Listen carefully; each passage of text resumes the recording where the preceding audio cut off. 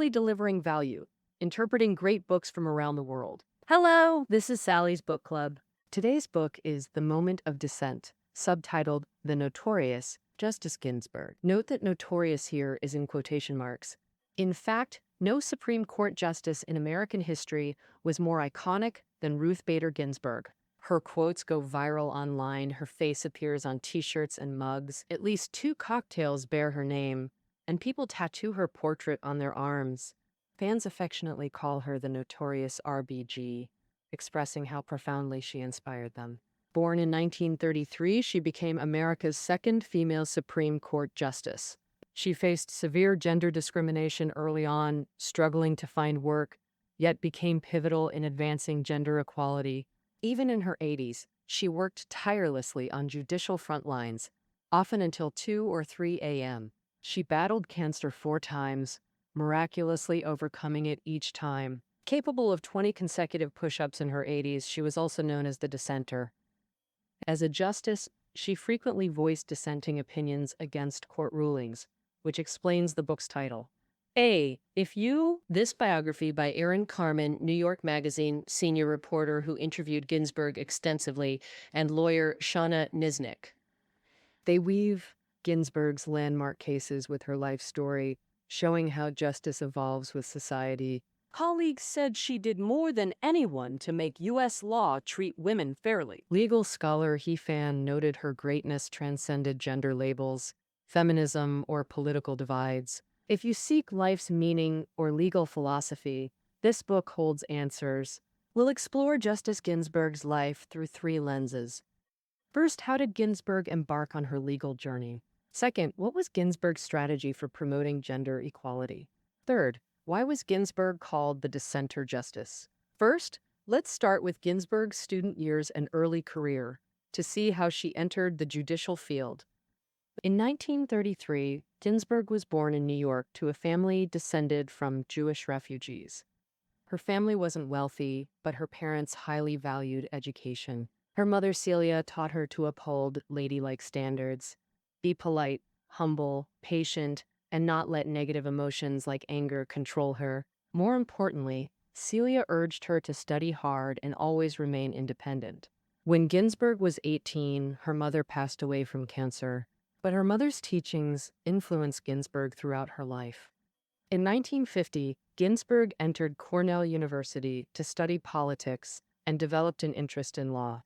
At Cornell, she met Martin, a senior student, fell in love, married him in 1954, and had a daughter the next year. In 1956, Ginsburg followed Martin to Harvard Law School. At that time, female students were rare, and Harvard Law didn't start admitting women until 1950. When Ginsburg enrolled, the entire class had 500 students, but only 9 were women. It was widely believed that women attended college to find a good husband, and gender discrimination was everywhere on campus. In class, professors avoided calling on female students, fearing they might not answer well and disrupt the atmosphere. Some even picked specific days as Women's Days. On those days, they only called on women to answer embarrassing questions. At a dinner event, the dean asked the female students present how they felt about occupying law school seats that should belong to men. The women present were all fidgeting nervously. One replied that the school was a great place to find a husband. When it was Ginsburg's turn, she nervously twisted her feet. In the end, she lied. She said, "I want to better understand what my husband does so I can be a considerate wife." However, during her studies at Harvard, Ginsburg faced more than just gender discrimination. In this second year, Martin developed testicular cancer and had to take leave for treatment. During that time, Ginsburg was like a superwoman, hiring a nanny during the day to care for her newborn daughter. After returning home from school at 4 p.m., Ginsburg studied intensely while caring for her daughter. In the evenings, she helped Martin organize his study notes, waiting until he went to sleep. Only after midnight could she start her own homework. Back then, she slept just 1 to 2 hours daily, catching up on sleep during weekends. Not only did Ginsburg endure, she became an editor for the Harvard Law Review. This editorship was reserved for academically outstanding students, a recognized honor. Martin soon overcame cancer, graduated in 1958, and secured a job at a New York law firm. Unwilling to live apart from her husband, Ginsburg transferred to Columbia Law School. In 1959, Ginsburg graduated first in her class from Columbia Law, yet found herself jobless. In the 1950s to 60s, American society believed women couldn't endure hardship and were only fit for secretarial work. Thus, women mostly stayed home cooking and raising children, rarely entering the workforce.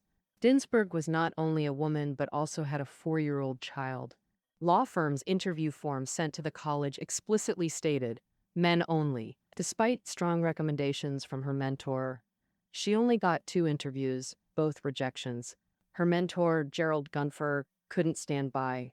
When Judge Palmieri of New York District Court sought a clerk, Professor Gunther threatened, "No more male recommendations unless you hire Ginsburg." Thanks to her mentor's pressure, Ginsburg finally secured the clerkship.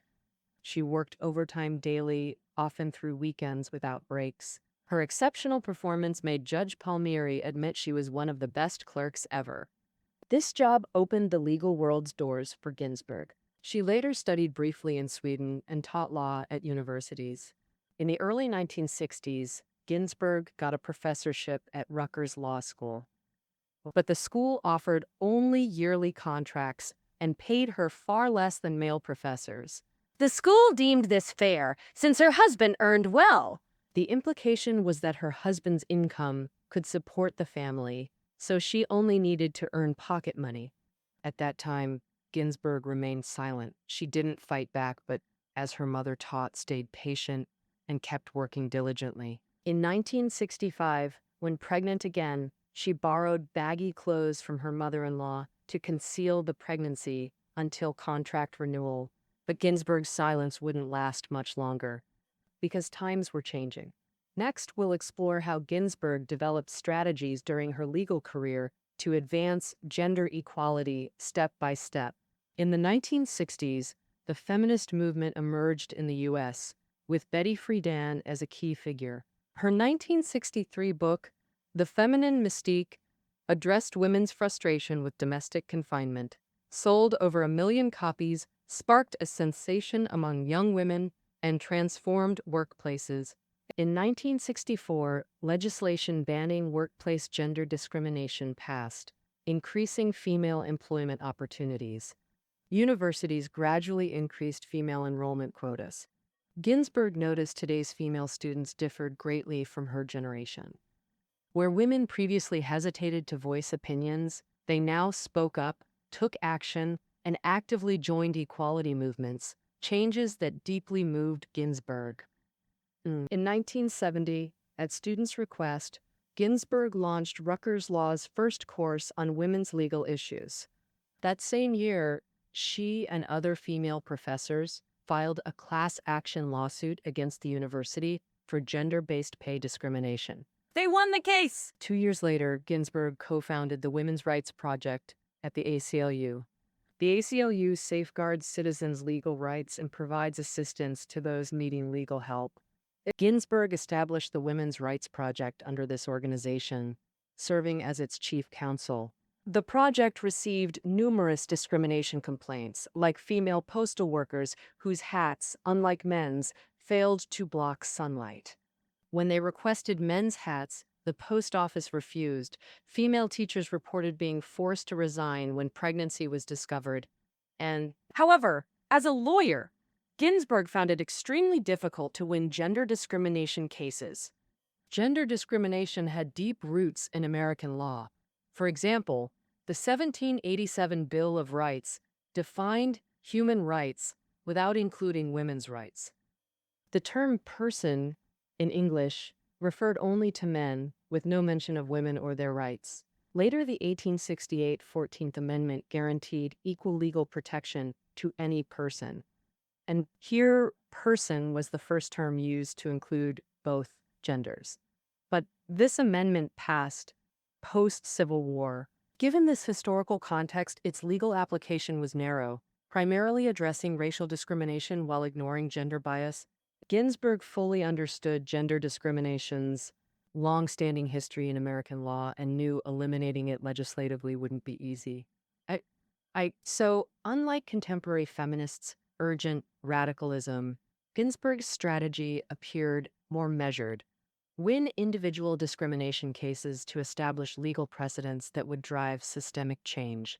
This approach aligned with the U.S. legal system's characteristics. In America, case law is a fundamental component of the judicial system. Case law means judicial rulings become precedents that guide future similar cases within that court's jurisdiction. Thus, precedents set by higher courts carry greater weight. In 1970, Ginsburg encountered a case that became her first step in implementing this equality strategy. The plaintiff, Moritz, was a male book editor who lived with his elderly mother and hired part-time care. Under tax laws then, single women could deduct caregiving expenses for parents. Single men couldn't. On surface, this seemed trivial, just a $600 deduction. Moreover, the victim being male seemed unrelated to injustices against women. But Ginsburg had a broader vision. Through this case, she argued that denying benefits solely based on gender, without justification, was fundamentally wrong. She hoped this case would show the court that gender injustice harms both men and women. Since the victim Moritz was male judges might be more inclined to rule in favor of men, increasing the chances of winning the case.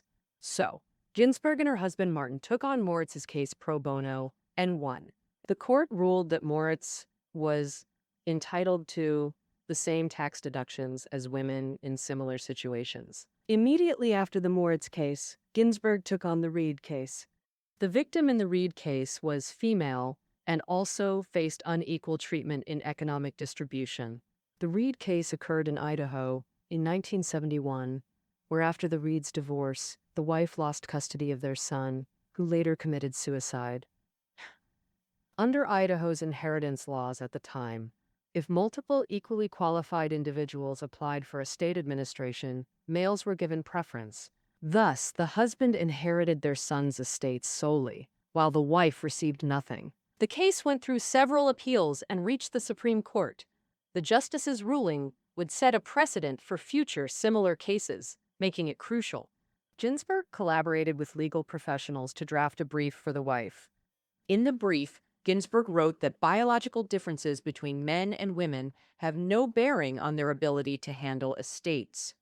She listed various forms of gender discrimination women face in political and economic participation. Unequal treatment is often misinterpreted as being for women's benefit. Women appear to be carefully protected, but upon closer look, they're confined in a cage. If such differential treatment were applied to racial minorities, it would undoubtedly be deemed illegal. Drawing an analogy between racial and gender discrimination was Ginsburg's defense strategy.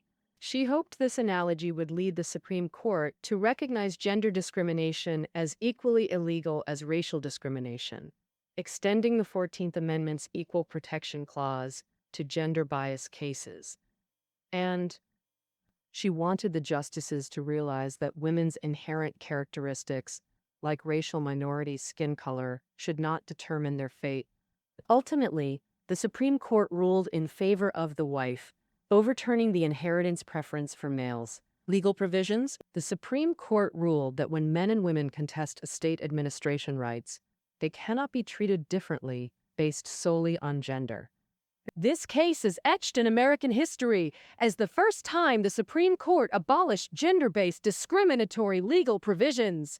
The ruling granted women equal treatment in inheritance rights.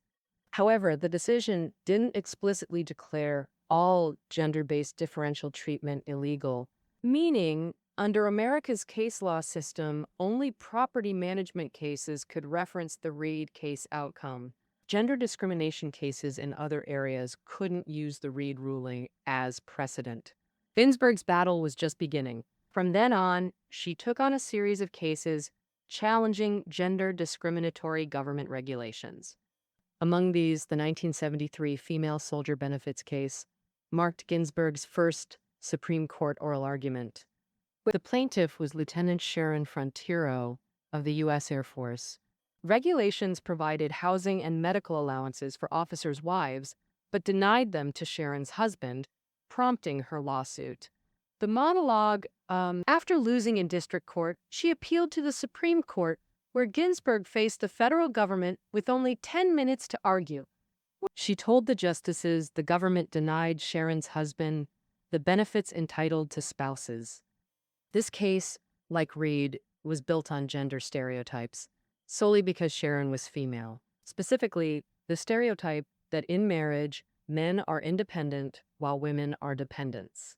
Ginsburg knew the 9 male justices saw themselves as good fathers and husbands. But in their eyes, women were fundamentally different, protected beings who shouldn't compete in the real world.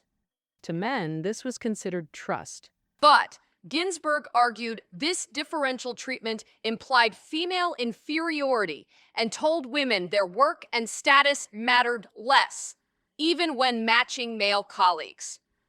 This mindset relegated women to second-class status and conditioned acceptance of it. During arguments, Ginsburg quoted equal rights activist Sarah Grimke. She said, "I ask no favor for my sex. I ask only that my fellow men remove their feet from our necks." She also reminded the male justices present that their decisions would affect their daughters and even granddaughters. Finally, the justices were moved. With an 8-1 vote, they ruled in Ginsburg's favor, granting the female officer victory and her husband eligibility for benefits. However, the Supreme Court still did not rule that most gender-based discriminatory laws are unconstitutional. But this incomplete victory did not make Ginsburg impatient. She learned from it the lifelong lesson of patience. She later summarized that people cannot accept a concept overnight. Social change requires gradual accumulation and step-by-step progress. True sustainable change happens step by step. Throughout the 1970s, Ginsburg litigated at least 11 gender discrimination cases, 3 of which defended men, and some defended Black women. She defined her work as not just for women's liberation, but for the liberation of all people. Ginsburg's persistence never changed. In the decades after becoming a justice, she consistently defended the fair rights of vulnerable gender groups and minorities, becoming a voice for the weak. In the next third part, we will specifically discuss why Ginsburg was called the dissenter justice and became famous for it. In the 1980s, Ginsburg began her judicial career. She first served as a judge on the appellate court in Washington for 13 years. In 1993, she was nominated by Clinton to the Supreme Court, becoming the second female justice in American history. Here, we need to first explain the Supreme Court and its composition. The Supreme Court is the highest judicial body in the U.S. federal court system, composed of 1 Chief Justice and 8 Associate Justices, serving for life. Justices are nominated by the President and confirmed by a majority Senate vote, serving for life until resignation or death. Simply put, the justice's duty is to select cases for hearing and make rulings. About 10,000 cases are appealed to the Supreme Court annually. The Supreme Court selects only about 75 of them. The cases selected by the Supreme Court are broadly divided into 2 categories. One is constitutional interpretation cases. Parties typically claim that a federal or state law or policy violates constitutional provisions. The Supreme Court has authority to rule on constitutionality. Over 200 years, at least 135 laws have been declared unconstitutional and voided by the court. The second category involves justices determining the specific meaning or scope of federal laws. Though handling limited cases, the court selects those with representative legal significance or broad societal impact. Precedents can be cited by all courts, meaning one landmark ruling resolves similar legal dilemmas nationwide, which is the court's primary function. Thus, Supreme Court justices don't just decide cases, they interpret or modify law through these rulings.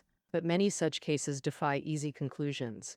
Some involve America's perennial debates, LGBTQ+ rights, gun control, abortion, healthcare, issues deeply tied to personal values. Ultimately, these debates materialize as concrete cases, presented before justices who hold diverse, often opposing values. They have personal leanings on these social issues and views of judicial change. Based on these inclinations, Americans broadly categorize them as liberal, conservative, or moderate. Simply put, current liberals typically support abortion rights, euthanasia, gun control, etc. Conservatives hold opposite views, while moderates occupy middle ground. Justices from different factions often dissent, creating precedents that reshape society. For example, the 2015 ruling that banning same-sex marriage was unconstitutional legalized it nationwide, a victory for liberal justices. Ginsburg belonged to the liberal wing. After joining the court, she saw its composition shift conservative, making reform-supportive rulings increasingly difficult. The once famously reserved Ginsburg began voicing frequent dissents, earning the dissenter title. A dissenting opinion, or dissent, simply expresses opposition to the ruling. It represents a justice's viewpoint. Rulings are determined by justice votes. After hearings, justices confer and vote on cases. Typically, after the Chief Justice summarizes the case, all justices state their views by seniority. Rulings require at least 5 concurring votes. The Chief Justice assigns one justice to write the majority opinion upon securing 5 votes. Securing 5 votes isn't easy since Supreme Court cases involve contested legal or constitutional interpretations, rarely having indisputable answers. The minority may write dissents to voice opposition, though they may choose not to. Justices know orally reading dissents is the strongest protest, so it's used sparingly. This privilege sees fewer than 6 oral dissents yearly, sometimes none. But when Ginsburg believed a major ruling erred against social justice, she exercised this right. After opinions were read, she'd voice her dissent in court. Over time, when Ginsburg wore her jabot collar over robes, everyone knew she'd publicly dissent. This collar became her dissent signature. People might wonder, since Ginsburg lost with no higher court to appeal to, why invest effort in writing and reading dissents? Former Chief Justice Hughes answered, "A dissent is an appeal to the intelligence of a future day when later decisions may correct the error." Indeed, Ginsburg's dissents prompted federal law reforms that corrected flawed rulings. In 2007, Ginsburg dissented in Ledbetter v. Goodyear Tire and Rubber Company. She publicly urged Congress to override the court's decision. Here, plaintiff Lilly Ledbetter was a woman employed at Goodyear for decades. She accidentally discovered her annual salary was $50,000 less than male colleagues in identical roles. During federal circuit court proceedings, she was told the statute of limitations had expired, meaning, the company set this pay long ago. You should have sued earlier. Now it's too late. The Supreme Court upheld this statute of limitations ruling upon appeal. Under this interpretation, employees must sue within 180 days of learning their pay rate. Ginsburg dissented. She argued workplaces forbid salary discussions, so women can't immediately know they're underpaid. How can they sue when uncertain? Companies knowingly discriminating just need to wait 180 days for court approval. But soon after, Ginsburg's dissent changed the law, correcting the court's error. In 2009, President Obama's first signed bill was the Lilly Ledbetter Fair Pay Act, ensuring wage equality for women. From 2003 to 2014, for this book, Justice Ginsburg issued at least 12 dissents, including oral ones. In the 2012-2013 term alone, she wrote 5, breaking a half-century record, most famously on a Voting Rights Act case. The 1965 Voting Rights Act protected minority voting rights. It was a landmark in American history. But in the 2013 case, the court ruled racial discrimination was a thing of the past. Thus, protective provisions were deemed unnecessary. Ginsburg orally dissented. Voting discrimination is rare today precisely because the act works. Repealing it now is absurd. She analyzed. Throwing out the act when it works is like discarding your umbrella in a rainstorm because you're not getting wet. Ginsburg's dissents and fighting spirit made her a social media phenomenon. Her quotes went viral. Her image appeared on t-shirts and shows like The Good Wife and SNL featured RBG memes. In the U.S. judicial world, there's no precedent for such fame. Ginsburg quite embraced her own popularity. Ooh. In interviews, she admitted liking being called the notorious RBG and said she owned many such t-shirts. Some worried her dissenter justice label might provoke hostility from colleagues, but that wasn't the case. Though justices get labeled conservative or liberal, they prioritize fairness and justice over partisan leanings. Over time, Ginsburg's ideas subtly influenced her colleagues, most notably Justice Rehnquist, who once jokingly called himself a male chauvinist and a sexist. For decades, he was skeptical of Ginsburg's feminist views and often opposed her in case rulings. But Ginsburg's persistent efforts gradually helped Rehnquist understand women's perspectives. By 2002, many of Rehnquist's rulings echoed Ginsburg's earlier statements. He even quoted Ginsburg's words from the female soldier benefits case ruling. Rehnquist wrote that stereotypes absolving men of domestic duties also reinforce women's confinement to homemaking. Thus, employers often suppress men's wishes to take leave for family care. This opinion was saturated with Ginsburg's views on gender equality. Some even asked if she co-authored it. Fellow Justice Anthony Kennedy admired Ginsburg's opinions, even dissents. He and others referenced her proposals when writing. Facing dissents, justices used mutual respect and collaboration to refine justice and drive social change. From 1993 to 2020, Ginsburg served 28 years, becoming the court's eldest justice. At just 5 feet tall, this octogenarian radiated energy. Outwardly, one could hardly imagine her life's hardships. She battled cancer 4 times, broke ribs, and had heart stent surgery. In 2010, her beloved Martin, of 56 years, died of cancer. Many assumed Ginsburg wouldn't recover this time. But after Martin's death, Ginsburg took her seat on the bench as usual. Ginsburg and her children knew Martin wouldn't want her to miss important sessions because of his passing. She maintained twice-weekly workouts, doing 20 or more push-ups at 85, and attended court faithfully. She often wore her favorite Ferragamo shoes and lace gloves to theater performances. Ginsburg said, "At my age, you treasure every moment. Who knows how much time remains?" Over the years, Ginsburg witnessed profound changes in American judiciary. In 1956, when she entered Harvard Law, only 9 women were in her class. Today, women comprise nearly half of all law students. Women now lead over 30% of law schools and comprise over a third of federal judges.